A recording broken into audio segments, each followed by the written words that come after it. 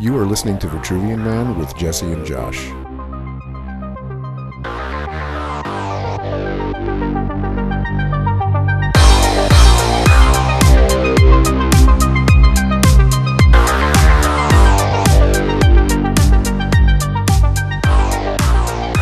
Welcome back to Vitruvian Man, and I'm, as usual, joined by Manila, the Thrilla. Watch out, humans, it's the goddamn Zilla, Josh. What up, homie? How you doing? All right, how are you doing? Got to do intro I was working on, so. Yeah, you Boo! So hip-hop summer started for us a couple weeks ago. We saw Cypress Hill. That was a lot of fun. That was great, yeah. That was a lot of fun. And the opening band was pretty fun, too. Yep, good DJ. Yeah. Plus, absolutely. Fucking State Bird Provisions. Yeah. Good God.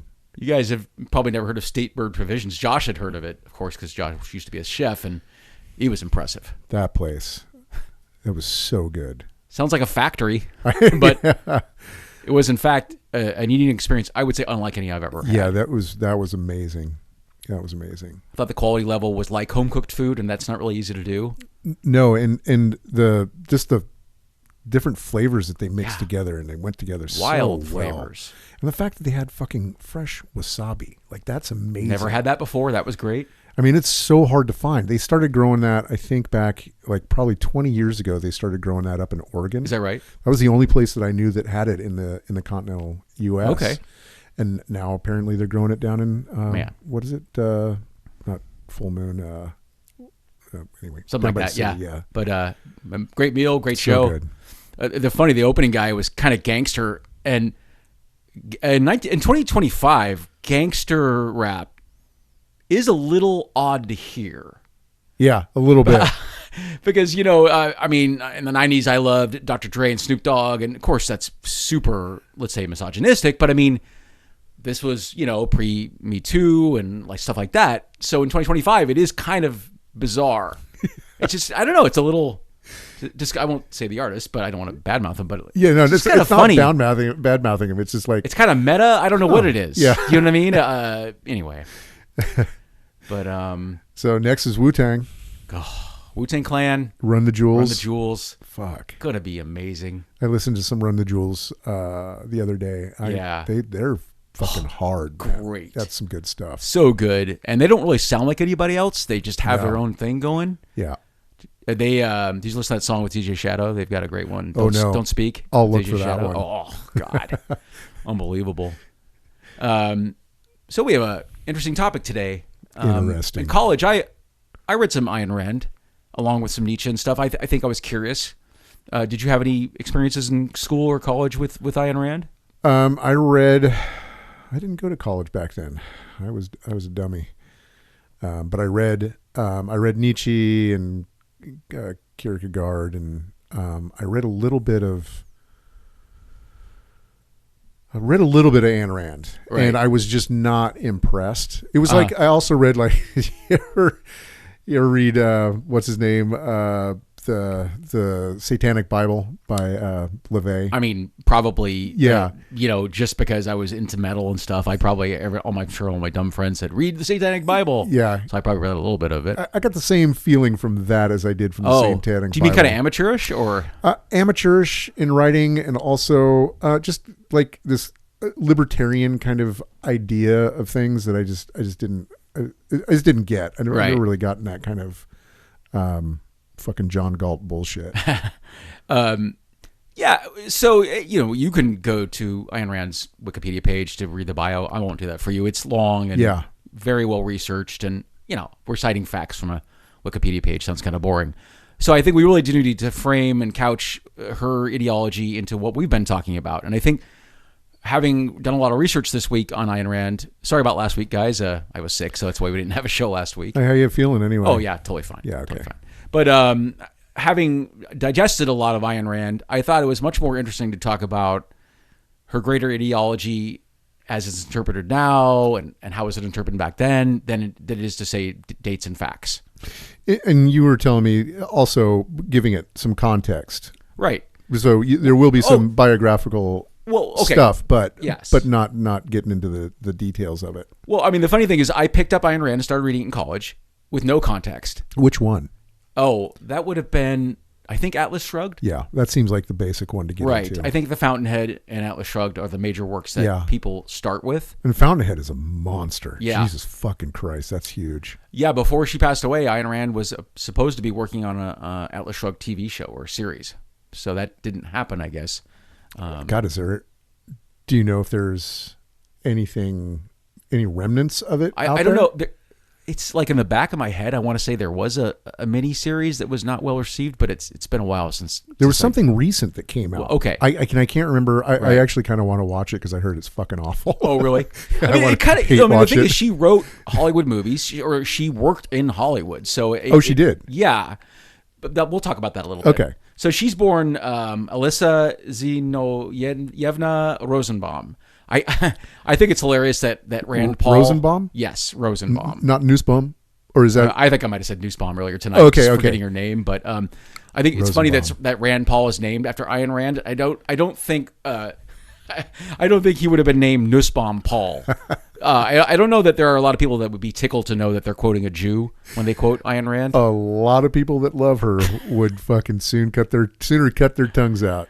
Right, but so the Ayn Rand I came to in college was, who's this libertarian asshole and why is she so obsessed with, the self and not others and, her philosophy and stuff. And I didn't have the context of, so she's born in Russia and her parents, her dad owns a chemical company. He's the sole owner of like a chemical company. And once communism takes over, his place is boarded up and basically she's told, this is now the property of the people. So was this in 1917 or was this in World War II? I think it's pre-World War II. Okay. But I'm a little sketchy on dates. Obviously, I said I didn't really memorize these or commit to memory. But obviously it's important to know, as you know, Ayn Rand's philosophy, that her dad's business was taken over by communists and boarded up. And so when she makes her way to America and sees capitalism, she sees it as a beacon of light. Right. I mean, so she goes to Leningrad, gets a degree, and there's some kind of exchange program with a Chicago university. So she ends up in the States, and through some relatives and people like that, she ends up getting extensions of her visa. She's doing work over here. She's doing writing. She started writing at the age of 9. So what did she get her degree in? Boy, I'm sorry, I have no idea. I'm just curious. I some of these stuff I've really committed to memory. That's more of the philosophy than the actual dates and titles and stuff like that. Yeah, sure. I don't think anyone would call Ayn Rand dumb.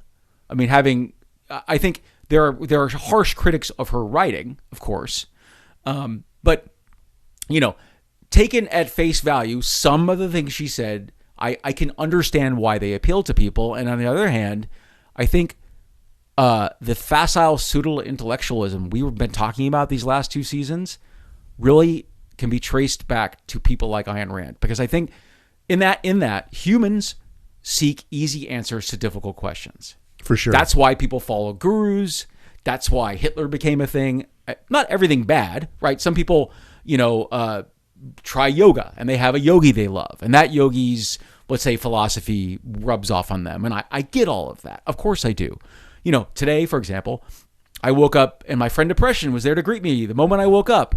And so I took a shower and I exercised, which is my remedy for depression. Yeah. I'm not saying it's a cure-all or panacea. It's not foolproof, but it helps me a little bit. Am I going to write books about that and make a whole philosophy around it? No, because if my mom had just died, there's no showering or exercise that's going to make that feel better. Yeah. So I think the innate problem with Jordan Peterson, with Joe Rogan, with Ayn Rand, with a lot of these people, is that people look to one person for ideas and for comfort and for a way of living. But I mean, the other thing about all these people that you just named is that they are really they idealize the whole concept of libertarianism and the individual. Right. And I feel like if you're looking for something, that's an easy go-to because you have yourself. You can say, I did this, even though fucking, I hate to say it, but takes a village and all that shit. We pay taxes. We built that fucking road. You Right. didn't build that fucking road. Well, when we paid for the police, we paid for the fire that protects you. Exactly. Everything that goes Yes. into it is a collective, and the idea that you did it on your own or that you're somehow individually responsible for everything that you accomplish is bullshit. But it's an easy thing to fucking fall back on if you're a simp.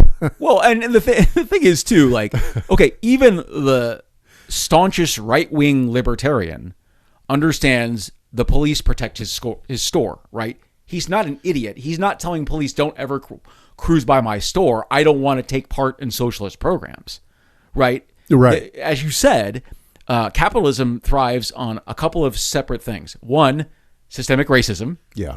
Because the idea that we all have a chance to get it rich here is insane. We've been programmed from the moment we were born to believe that America is the land of the free, home of the brave, and the home of business and the home of enterprise. That's, if you're white, that's true. I agree. Yeah. I agree racism is built into the structure of where we're at. But I also think that racism is more of a tool of a classist society. Absolutely. And I feel like classism is the real fucking problem. Certainly. Racism is part of that problem, but it's definitely utilized by the upper classes to keep the fucking monkeys in line. So we probably should talk about objectivism, right? I'll just read a little bit here. Objectivism's philosophical system, named and developed by Rand, she described it as the concept of man as a heroic being, with his own happiness as the moral purpose of his life, with productive achievement as his noblest activity, and reason as his only absolute. Does she define happiness? Well, so, she's an atheist, which makes this even weirder. It's so fucking bizarre. Her being an atheist, though, I will say this. If you look at modern Republican Christian fascists, that they are religious is only, to me, in name only. Because if you look at the way they behave, it's very un-Christ-like. I'm not being judgmental. It's simply factual. It's on paper, yeah. That helping the poor is what Christ would want. I mean, let's just say that out loud. Kicking the money changers out of the fucking temple. Yes. Right? I mean, fucking A. So that she's atheist sounds, the first time you hear it, like, what? But then it kind of makes sense when you look at modern times and look at politicians through the lens of Ayn Rand and atheism. What's hilarious to me when you say that, like, I feel like Ayn Rand as an atheist is what the Christians say atheists are, but she's an embodied, like that cliche. Well, what are you going to do without religion? You're going to just fucking murder and rape? Well, I'll tell you what, as our boy Hitch says, I rape and murder precisely as much as I want to, which is fucking none. Exactly. Right? But she, on the other hand, if that was her bag, wouldn't have any fucking compunction about stopping. So I feel like say that in a different way. Expand on that. You're saying Rand would.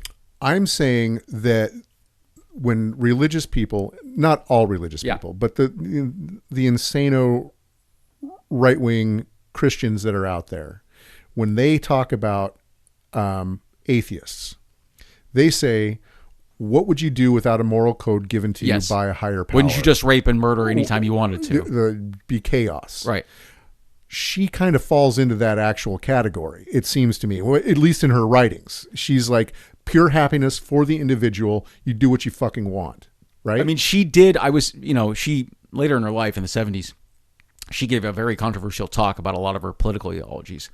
And she would say things like, the draft and the war in Vietnam are wrong, but she called draft dodgers, losers and bums. She condoned America's taking of this land from Native Americans. Well, of course, because Manifest Destiny and all that shit. Yeah, sure. Right.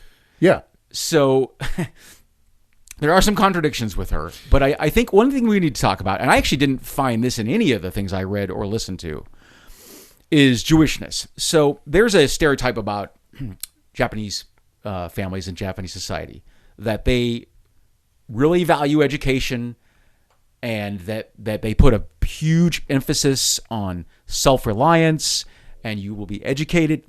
I'm calling them stereotypes because obviously cultures are not monoliths. Sure. There are Japanese people who are hippies and don't give a shit about, getting educated or you know what I'm saying? Yeah. I think this is, some of the stereotypes are true about Jews too, but Jews, have been seen as valuing kind of staying with your own people, with getting educated, with self-reliance, don't rely on other people. Jews have not been able to rely on people throughout the centuries, right? They've had to kind of be self-sustaining. The problem with that, though, is what if you're disabled? What if you're mentally ill? What if you hate money? What if you go to get educated and your educational system is a joke? Because, my son, he, like me, hated junior high and high school. And one of the reasons this isn't me talking about me, I'm talking about him. One of the reasons my son hated junior high and high school is he's smart. And, assimilation to what we see as normalcy in college and high school, right? Part of assimilating is going, this is really stupid, but I guess I'm learning something, so this is important. I guess I have to do this. I have to memorize the periodic table of elements for some reason. Yeah. Rather than actually just do experiments, So I think the thing is, the lie of capitalism is kind of been mythologized and eulogized. I've got Paul Ryan quote here. Okay, I've got to quote Paul Ryan on this. I'm sorry, I am jumping around a little bit. Paul Ryan considered himself a huge fan of Ayn Rand. Of course he does. Do you say Ayn Rand or Ayn? Am I saying it wrong? I say Ayn, but okay. I have no idea. I have no idea. Let's say it's Ayn. Who cares? Whatever. Yeah. Does it really matter? Rand, better than anyone else, did a fantastic job of explaining the morality of capitalism, the morality of individualism. Yeah. Okay. Yeah. Yes, exactly. That's the fucking problem. This asshole fucking thinks that's a good thing. Oh God, what a quote, bitch, though. Dude. What in just a handful of words, Rand summarized the amorality of our American capitalist society. Yeah, straight up. And thank you. A huge chunk of the fucking population thinks that that's good. Yes. God damn it. Yeah. The hilarious thing is, capitalism can thrive with social programs, and America is the proof of it, right? America, especially after the New Deal with FDR, instituted many, many sweeping, expensive social programs that built this country into the greatest middle class the world has ever seen. And the right has been trying to tear that down ever since it got into place. Yeah, a better, I think, example would be, the Norge countries, Sweden, Denmark, Switzerland. Right. Well, not Switzerland so much. Sweden, though, obviously. Yeah. I guess France is socialist as well. Yeah.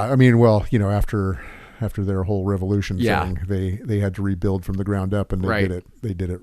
And they are so secular. Holy crap. Right. So I've always said that, there are two kinds of Republicans, the ones that don't know what socialism is and the ones that lie about it. Because if you know what it is and you are telling the truth, America has instituted very successful socialist programs. Yeah, for sure. I think, was it Reagan that talked about welfare queens? Yes. And used black people as racist imagery regarding this? Yeah. When in fact their poverty is so severe in the South, many, many white people are on welfare because the jobs are awful, the economy is awful. Many white people are quote unquote welfare queens in that they are surviving because of welfare. And that's the Southern strategy, yes. To take the poor people and fucking divvy them up. Right.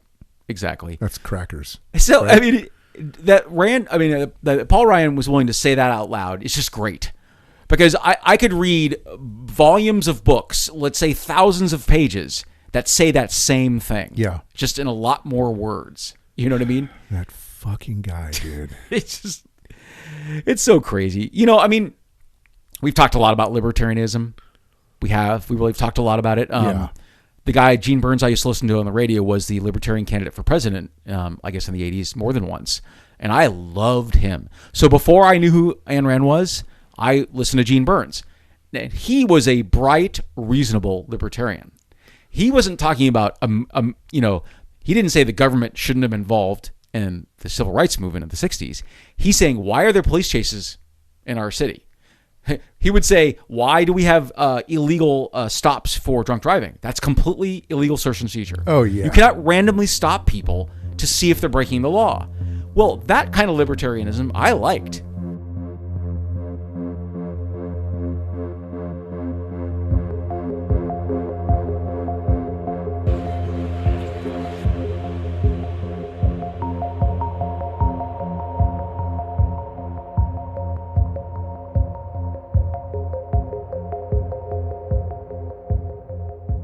And he would say things like, more laws don't make people more moral, right? People don't, and this is the thing about murder, right? You don't commit murder because it's illegal or not, right? You don't choose to commit murder if you're making a choice. It's not based on that. It's not based on it being, is it moral or not?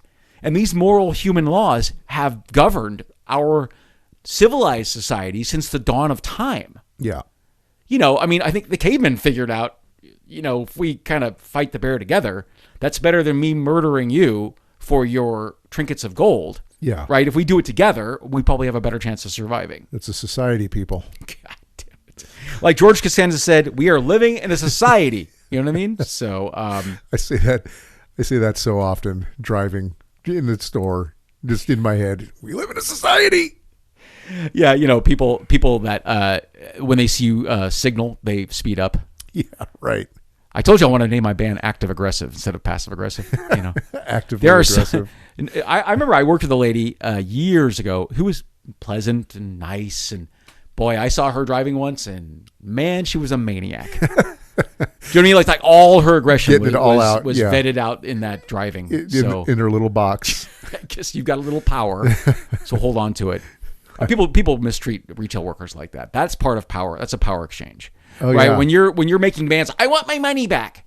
It's like you've taken this $7 sandwich and used it to exercise power over a poor person making minimum wage. I remember being in the kitchen or running whatever restaurant, and there was definitely a point where I realized there's people that go out to eat, and there's people that go out to feel better about themselves. Right.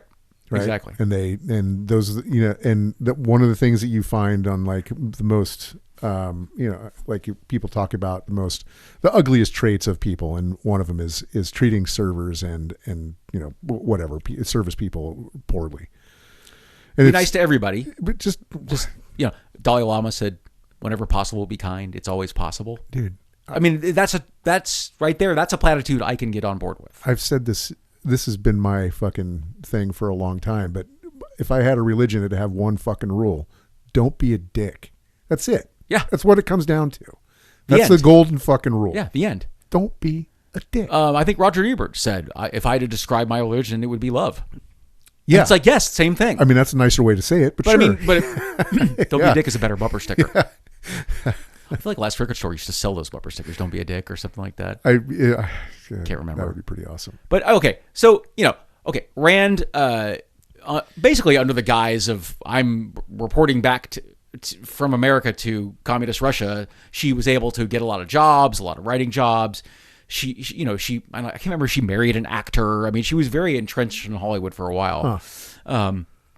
And her populist kind of writing obviously caught hold. I mean, by the time Rand passed away, her estate was worth $1 million or something like that. I mean, the residuals alone from her books, I guess, are still pretty valuable. Oh, I bet. I mean, and she started. Well, did she start, or was the Rand Corporation started after she died? Yeah, that's a whole other thing. I couldn't even go down that deep dive because there was a whole bunch of controversies from objectivists about how her estate was handled, things like that. Like the guy who kind of like promised to shepherd her estate was sued by his own daughter. I mean, it's pretty crazy bunch of other stuff. Of course it is, right? Yeah, I mean, this is the most obvious thing that's going to happen. Anytime there's money, there's going to be weirdness around it. Anytime there's money and libertarians, it's going to get really fucking ugly really fast.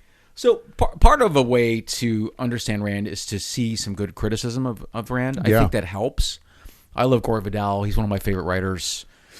He said, what interests me about Rand is not the absurdity of her philosophy, but the size of her audience. Yeah.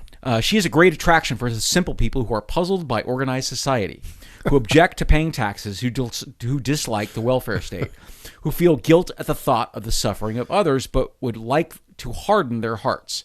For them, she has an enticing prescription. Altruism is the root of all evil. Yeah. Self-interest is the only good. And if you're dumb or incompetent, that's your lookout. Like, this philosophy is, like, it's not the basis for, but it is definitely fundamental to all these really horrible fucking groups out there, like 764, 09A, all these people that, like, basically their whole thing is make yourself as hard as possible. And you know, kill fucking puppies and kittens to make yourself not care anymore. Are you serious? I'm serious. Well, that's psychotic. It is psychotic, but this philosophy underpins that whole fucking concept. Yeah. Order of 9 angles. What is it? Did you say 9 angles? Order of 9 angles. What's that? Okay, this is something we'll have to go into some other time because it is. Is this dark web stuff? Oh, it's fucking hard stuff. Yeah. And like 764, all these groups are kind of like the Temple of Blood. These are modern, like, not philosophical Satanists, but modern fucking Satanists that are hoping to bring about some sort of forthright kind of bullshit. Great. Sounds awesome. It's great. Yeah. I mean, it's not any crazier than the technocrats hoping for singularity. No, they're all kind of looking for the same thing. Right. But, you know, have you seen Sons of Anarchy? No, I never saw that. It's pretty good. It's a biker soap opera. Yeah. And Katie Sagal from Marry the Children's great in her. It. She's amazing. I love her so much. She's so good. It's funny because she's such an evil character in the show. Is she? But she's, you know, she used to be a backup singer for very famous, like, soul groups in the 60s and the 70s. Did you know this? I didn't know that. Like the 70s, I wasn't the Ronettes, but I mean, she actually sang with some really great, famous R&B people. And so her voice is incredible. So she'll be singing these sweet, sweet songs sometimes on the soundtrack, while that same episode she's done something awful. So it's just kind of funny. But she, at one point, her character is talking to another person. She says, you know, there's no room in this world for vulnerability. That's how you get hurt. Right. And, you know, just a few hundred years ago, when the survival of the species was not certain, these things were true. That trusting strangers might have been a bad idea, or vulnerability might have been a bad idea because you need to protect your farm at all costs. Insular communities, for sure. That's insanity in a modern era. If you live where we live, for example, where it's pretty safe, the crime isn't that high. The idea that you need to steal your heart and, you know, not be vulnerable is crazy. And it really is. It feeds into a lot of the Manosphere pieces of shit that we've been talking about. Yeah, this is all related. Yes. I totally agree. Yeah. So I'm really glad you picked Rand because it's almost like the perfect summation of everything we've been talking about. Yeah, her all for yourself philosophy underpins so much of the bullshit that's going on now. You know, are humans naturally decent? I think they are. You know, we see examples every year of atrocities created by humans, right? Of course, they're capable of great evil. They certainly are. But I mean, you know, the thing is, if 70 million people voted for Trump, we're talking about hundreds of million people who either didn't or didn't vote at all. Yeah. So, I mean, that says to me that either people were, you know, didn't want to vote, were just too bummed out, or thought he was awful and voted against him. You know, I think that I don't think it's a controversial thing to say that the bullies rule this world. The bullies rule this world. They do. They are making a real play for it right now.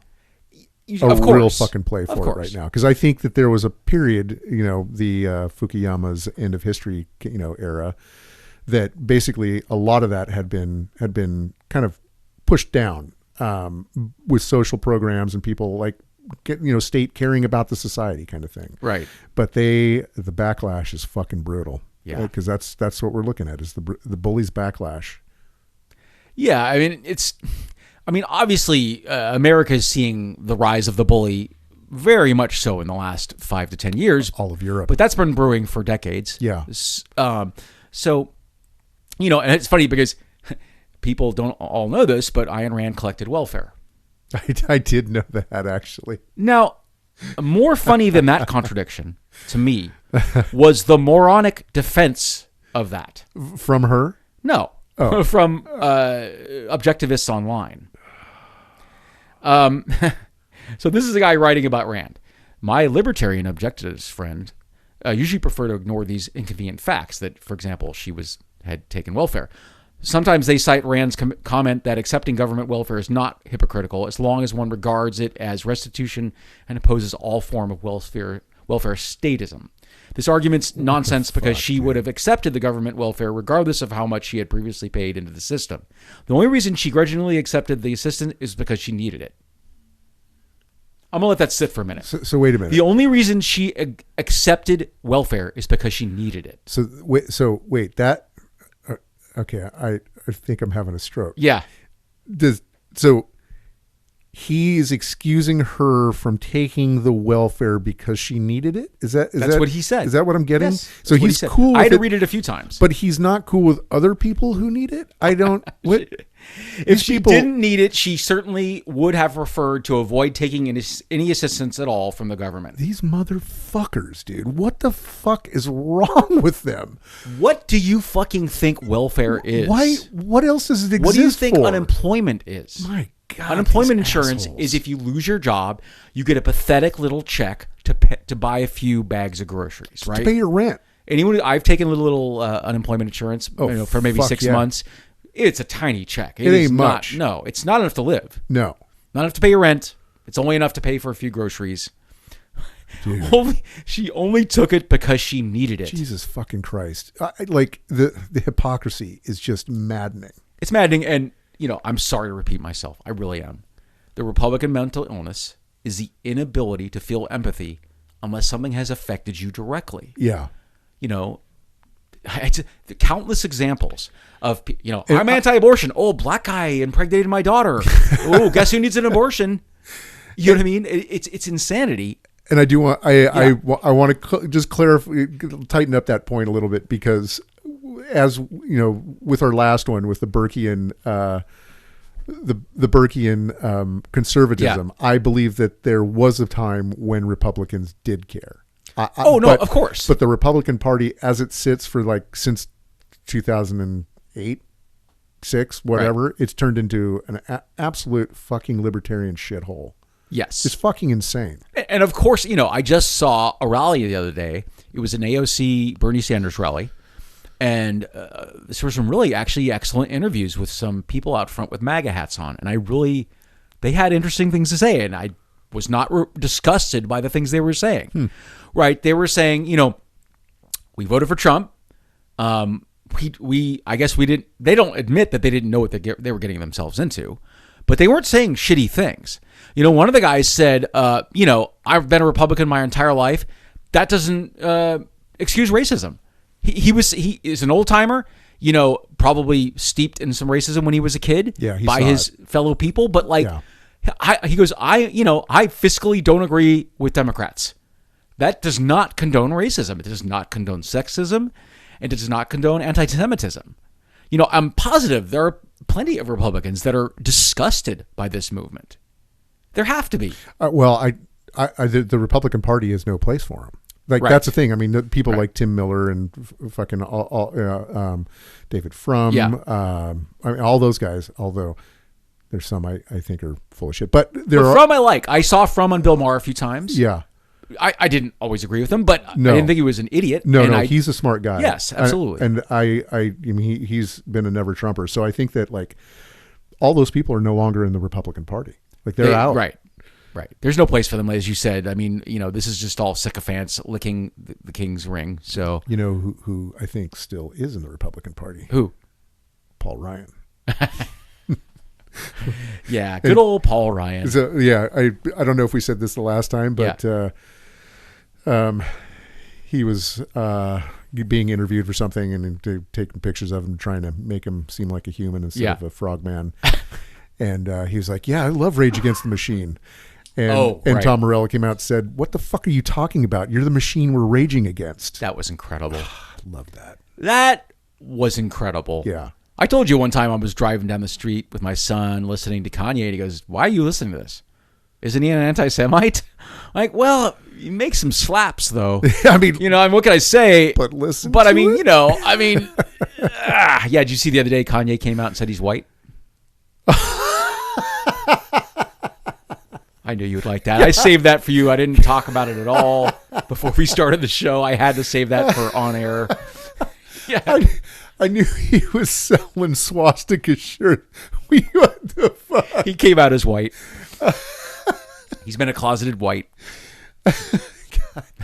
I know. What the fuck? Yeah, it's we pretty live in insane. Fucking crazy world. This is the worst fucking time. Do you remember that Kanye West was the one that like got up at the Oscars and said George Bush hates black people? Do you remember that? Yeah. They're after Katrina. Yes. Yeah. This is the same guy. Oh my God. Oh, he's all right. Okay. Even though that fucking is hilarious and Kanye is a piece of shit, yeah, he's really having a mental break. Like I feel Neil like Brennan, who wrote with Chappelle on Chappelle Show, is bipolar. Yeah, Neil Brennan's bipolar, and he says he's certain that Kanye West is bipolar. Oh no, he's been on meds, like right, and it's the classic thing. He's like, well, I feel fine. I don't need to take these anymore. Right, and then.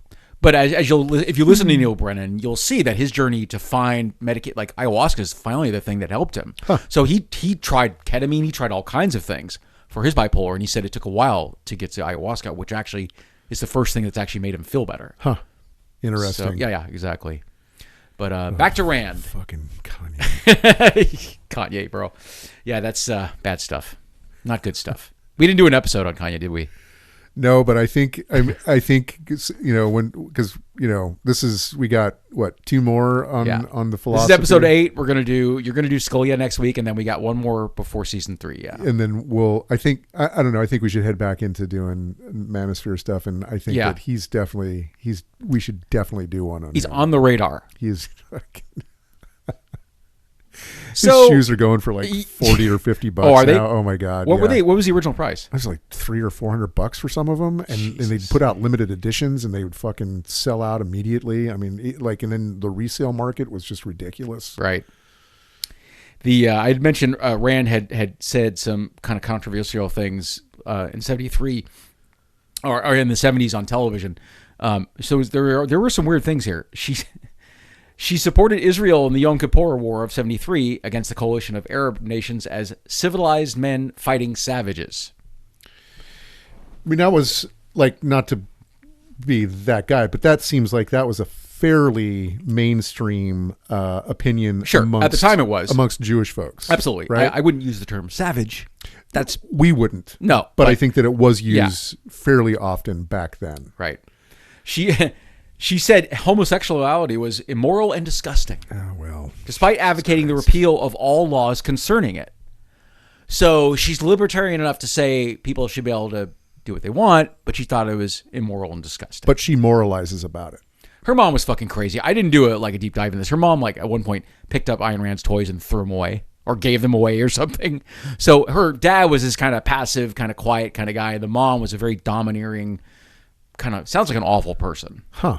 Interesting. So, some people claim that her issues throughout life were basically all intertwined with her mother. Interesting. I'd like to know more about that. Right. So, so Rand. What else do we say about Rand? I mean, prolific writer, still has a huge following. How many books did she write? Oh, was it 7? I'm sorry, I don't have that in front of me. No, because I, of course, Fountainhead and Atlas Shrugged. Yeah. And I knew maybe 1 or 2 more, but I don't know the names of them or anything. I would like to read one because I hate myself, but, I can't put in 1,000 pages of that shit. I'd read like a 200. I'd probably rather read an essay. Yeah. Quite frankly, she was a prolific writer of nonfiction as well, of course. Yeah. And I would probably rather read that stuff than get into a novel because the people were trying to be kind when they were reviewing her books that I was listening to. And they said the writing was fine. Some of it was decent. But basically that like a lot of it was just kind of really obvious metaphors about her ideology anyway. Yeah. So I'd rather read the ideology than a metaphor. Than a metaphor for it, sure. It's just a thinly veiled metaphor. Really isn't that interesting. What the fuck's the point? Yeah. Yeah, exactly. Yeah. But, self-determinism, basically looking out for yourself above others. I mean, I think so. A lot of her ideology is cruel. I think it's cruel. I don't know how else you put that. No, I mean, I believe like a fundamental, like basic, I don't want to blanket this, but libertarian at its core is selfish And when taken to an extreme, it is absolutely a cruel philosophy. Right. I mean, because she promoted laissez-faire capitalism. Sure. Well, what is laissez-faire capitalism? It's deregulated capitalism. Right. Right. It's what Reagan did to deregulate our governments as well as he could in the 80s. It's essentially accelerationism. Right. And right. Laissez-faire capitalism is evil. Yeah. Capitalism has no regard for people. No, it's pure profit. The checks and balances are the only thing that keep it in check, right? It's the only thing that allows humans to survive, essentially. Because not every human is up for the task of working 40 hours a week. Jesus, just thinking about this, it really is the fundamentals of the accelerationism that's going on right now. It really is. How would you describe accelerationism? Well, this is the thing that we were talking about, is like Thiel and all those guys, all the tech overlords want unfettered capitalism. And that's what both Nick Land and Mencius, like, that's their basic philosophy, is they want unfettered capitalism to bring about, they specifically say, the end of humanity in the singularity, right? That's what it's all about. But essentially, it's like they want to get rid of all the guardrails for capitalism and set up individual city-states that are run by a king, a monarch of some sort. And that's the tenet of acceleration. That's like techno acceleration. Okay. Because there is like left accelerationism, right accelerationism. Right. There's also the fucking Nazi accelerationism. But all these are things that they want to take away the guardrails of whatever system, destroy it, and then build it back into something else, whether that's with a singularity, whether that's with individual nation states, whether that's with, ethno-nationalist states, any of those. But the idea is to get rid of the guardrails, bring about the end, and rebuild in their preferred way. It's funny because you read a lot, and you read a lot of learned scholars, and what you're saying is completely insane. It's pure batshit. It's insane. These motherfuckers. I can't believe it. We should just change the name of this fucking podcast to These Motherfuckers. Can you believe this shit with Jesse and Josh? Yeah, what the fuck? What the fuck is happening right now with Jesse and Josh? Holy fucking shit. Jesus. With Jesse and Josh. Damn your hosts. Christ. God damn it, bro. We live in a weird fucking place. It has gotten out of control. And one of these philosophies, one of these accelerationist philosophies is going to succeed. Like, one of them is going to take over. That's really fucking dark. But there's so many people working towards the same goal with different ideas, right? Different motivations, but they all have the same fucking goal. Right. We're doomed. We live in hell. Probably. All right. So, how's that depression? It's not so good. Thanks a lot, bastard. Do you have any other Rand thoughts before we move on? I got a couple other things to talk about. No, you're good. I think we've pretty much played that broad out. Jesus Christ. I am shocked at just how many people, because she was so, when you look at her and you listen to her speak, she's so obviously mentally ill. Like, she really had some fucking issues. I saw anyway. And it really comes out in this, in her objectivist philosophy. I really see that as like a mental illness where you have no compassion. Yeah. And the fact that there are so many people that are swayed by that fucking bullshit, it's just maddening. I don't even know what to do. I assume that our listeners have many, many divergent points of input. Sure. I assume that. I give them credit. But no matter what, no matter who you are and your political bent, I only ask that you don't read one book. Yeah. That you never trust the person that reads only one book. Whether it's the Bible or Ayn Rand, always question your own beliefs and even question the things that your favorite person is telling you. For sure. Your favorite author, your favorite politician. Always be saying, does this pass muster? Does this make sense? Does it make sense? Is this compatible with an overall philosophy that includes other people? Yes. And, it's the great thing that we have access to all these philosophers because you really can pick and choose. Oh, well, I love this, but this seems a little harsh. But this totally works for me, Yeah. I don't know. Anyway, yeah. I don't know if there's any action you can take from that, but just skepticism is good. Be skeptical. Don't be too skeptical. The vaccines work. Do I actually have? I do have a quote about skepticism versus cynicism, and I think you're going to enjoy this. Okay. This is Stephen Colbert. Young people who pretend to be wise to the ways of the world are mostly just cynics. Cynicism masquerades as wisdom, but it's the farthest thing from it, because cynics don't learn anything, because cynicism is a self-imposed blindness, a rejection of the world because we are afraid of it will hurt us or disappoint us. Yeah, I totally agree with that. I love that guy. He's really fucking smart. I don't necessarily watch his show, but that's an intelligent thing to say right there. Rob and I started watching a lot of it during the pandemic. Yeah, we had time. Yeah, and I like him. He's got some good things to say. And what's crazy is he is a Catholic. Yeah, an intelligent Catholic for sure. Yeah, yeah, yeah. I was with a friend at a local show once, a local metal show, and they had these kids, 18-year-olds, kind of looked exactly like Slayer. Like they had the spiked wristbands, they had the skinny jeans, they had the Converses, they had the band shirt. They all look like Slayer in 1982. Yeah, and my friend was like giggling and like poking at me and making fun of him. And I said, I'm enjoying this unironically. I don't really have a place for cynicism in my life. Do you know what I mean? Like I get that sometimes you and I come across on this show as cynical.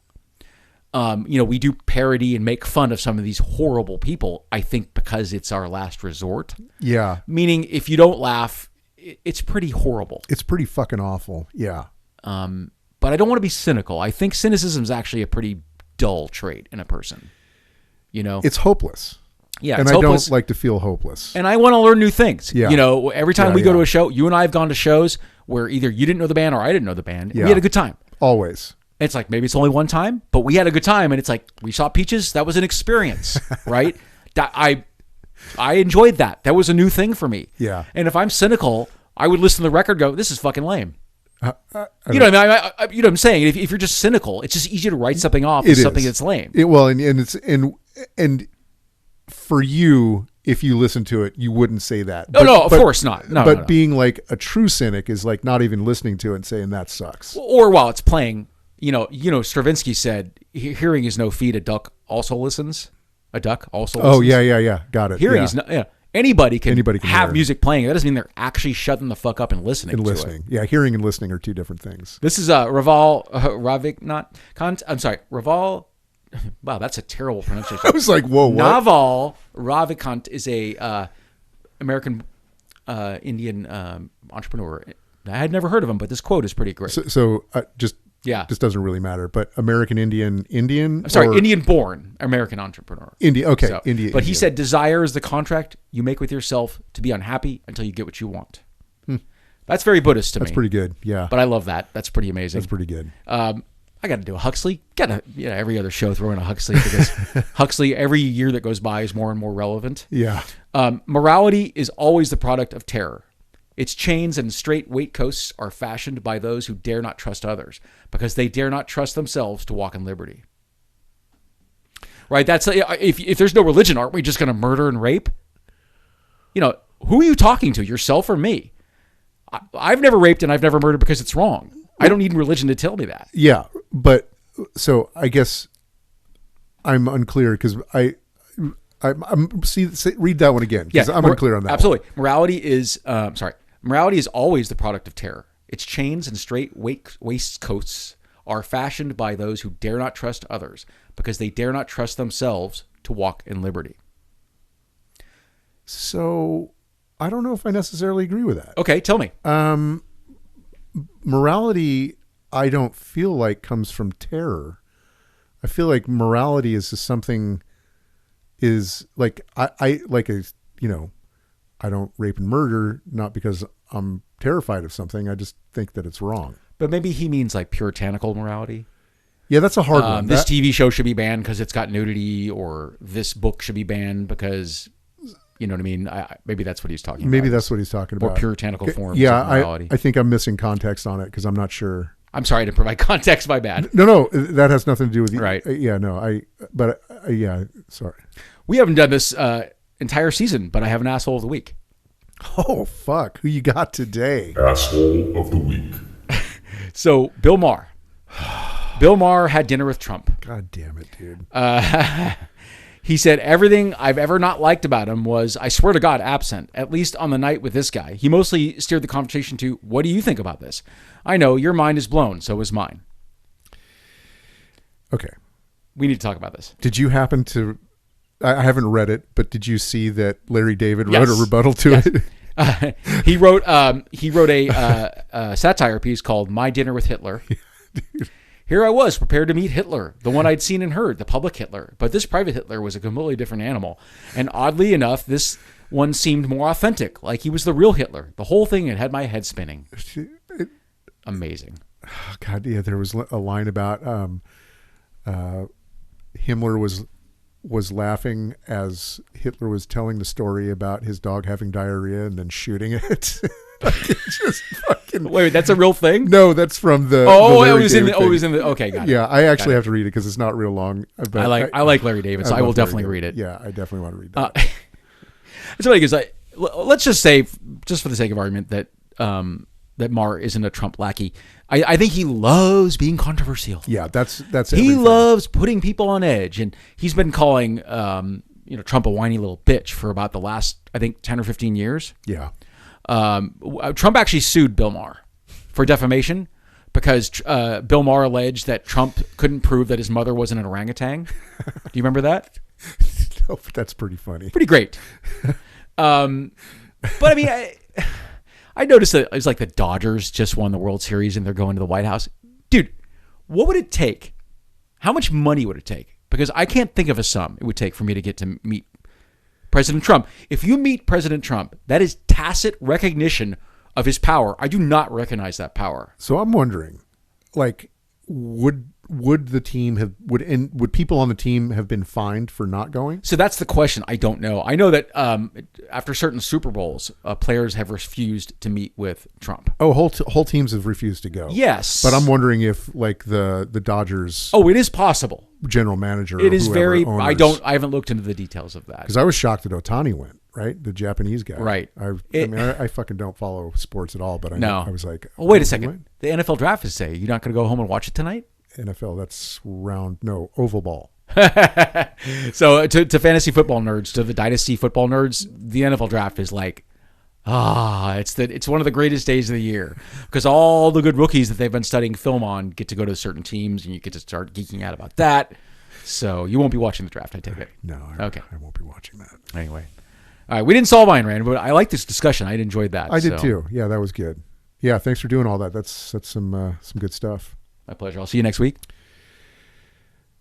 Antonin Scalia, baby. Fucking Scalia. You looking forward to it?